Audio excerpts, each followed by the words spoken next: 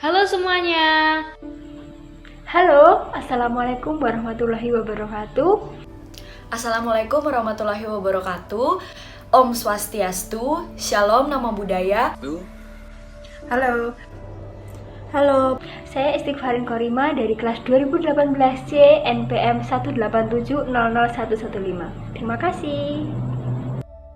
Perkenalkan, nama saya Alifah Putri dari kelompok 3 NPM 187000127 dari kelas 2018C. Nama saya Felicita Kenisai Sarani, NPM 187000117 dari kelompok 3 kelas 2018C. Perkenalkan, nama saya Salsabila Rahma, NPM 187000123 dari kelompok 3, kelas 2018C. Terima kasih. Perkenalkan, saya Iko Maretek Sumarsana dari 2018C, NPM 187000113 dari kelompok 3. Perkenalkan, nama saya Milenia Hadia Lensi, NPM 187001009 dari kelas 2018C. Perkenalkan, nama saya Filonela Gitsa Medikana, NPM 187000129. Saya dari 2018C, kelompok 3. Perkenalkan, nama saya Dinda Kinanti dari 2018C NPM 187000121 dari kelompok 3. Dengue hemorrhagic fever atau DBD merupakan salah satu penyakit menular yang dapat menimbulkan wabah. Penyakit ini merupakan salah satu masalah kesehatan di Indonesia yang dapat menimbulkan kekhawatiran karena perjalanan penyakitnya yang cepat dan dapat menyebabkan kematian dalam waktu yang singkat.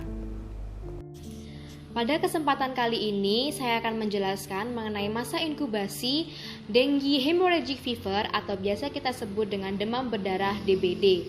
Jadi, masa inkubasi DBD adalah rentan waktu yang diperlukan oleh nyamuk mulai dari menggigit dan memasukkan virus dengue ke dalam tubuh seseorang sampai orang tersebut mulai muncul gejala-gejala dari DBD. Pada saat masa inkubasi ini, virus dengue akan memperbanyak diri di dalam tubuh manusia. Masa inkubasi intrinsik atau masa inkubasi dalam tubuh manusia berkisar 3-14 hari sebelum timbulnya gejala. Dan gejala itu kira-kira muncul pada hari ke-4 sampai hari ke-7. Sedangkan masa inkubasi ekstrinsik atau masa inkubasi dalam tubuh nyamuk biasanya terjadi sekitar 8 sampai 10 hari. Di sini saya akan menjelaskan poin pada mortalitas kasus DHF atau DBD atau biasa orang menyebutnya dengan demam berdarah. Pada awal tahun 2020, Kemenkes RI menginformasikan jumlahnya sekitar 13.000. Sedangkan ada 7 provinsi yang terbanyak kasus mortalitasnya. Yang pertama yaitu di Jawa Timur, yang kedua yaitu di Jawa Barat, yang ketiga yaitu di NTT, yang keempat yaitu di Jawa Tengah, yang kelima yaitu di Sulawesi Utara, yang keenam yaitu di DKI Jakarta, dan yang ketujuh yaitu di Lampung. Semoga angka mortalitas DHF kedepannya semakin mengecil. Terima kasih. Perjalanan penyakit DHF atau demam berdarah. Nyamuk Aedes yang sudah terinfeksi virus dengue akan tetap infektif sepanjang hidupnya dan terus menularkan kepada individu yang rentan pada saat menghisap atau menggigit darah. Setelah masuk ke dalam tubuh manusia, virus dengue akan menuju ke organ sasaran, yaitu sel cover hepar, endotel pembuluh darah, nodus limfatikus, sumsum tulang, serta paru-paru. Sel monosit dan makrofag mempunyai peran pada infeksi ini, dimulai dengan menempel dan masuknya genom virus ke dalam sel dengan bantuan organel sel dan membentuk komponen perantara dan komponen struktur virus. Setelah komponen struktur dirakit, virus dilepaskan dari dalam sel.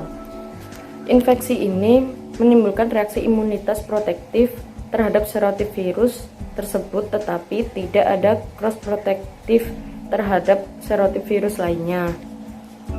Pada infeksi virus dengue, viremia terjadi sangat cepat. Hanya dalam beberapa hari dapat terjadi infeksi di beberapa tempat, tapi derajat kerusakan jaringan atau tissue destruction yang ditimbulkan tidak cukup untuk menyebabkan kematian karena infeksi virus. Kematian yang terjadi lebih disebabkan oleh gangguan metabolik.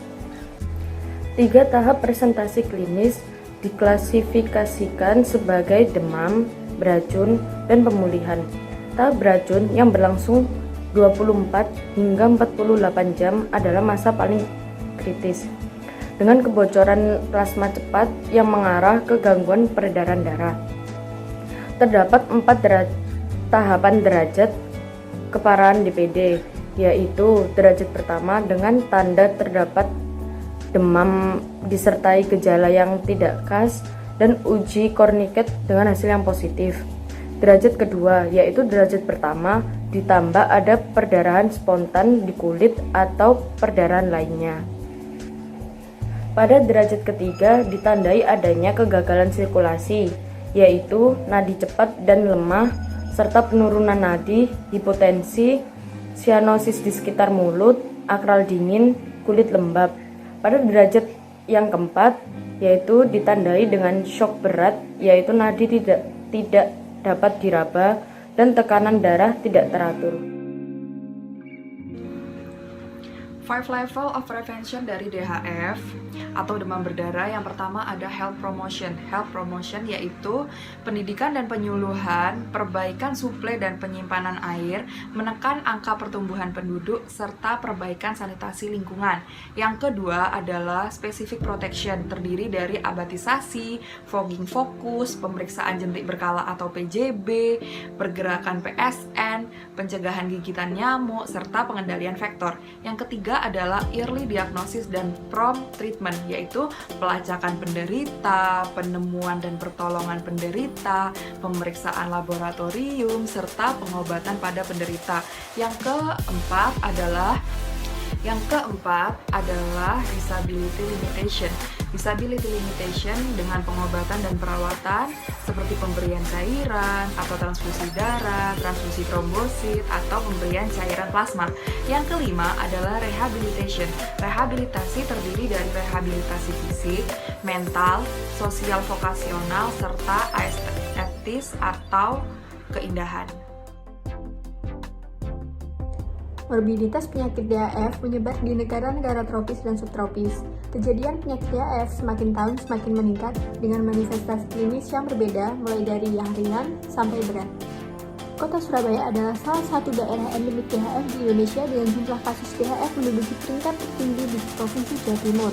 Kejadian KLB DHF biasanya banyak terjadi di daerah endemik dan daerah yang saling berkaitan seperti Kota Surabaya, karena pengaruh musim hujan yang tidak menentu sehingga dapat menyebabkan penularan DHF pada manusia melalui faktor Aedes. Secara global, WHO mengatakan bahwa pada tahun 2020 morbiditas DHF harus diturunkan sebanyak 25% dan tingkat kematian harus diturunkan sebanyak 50%.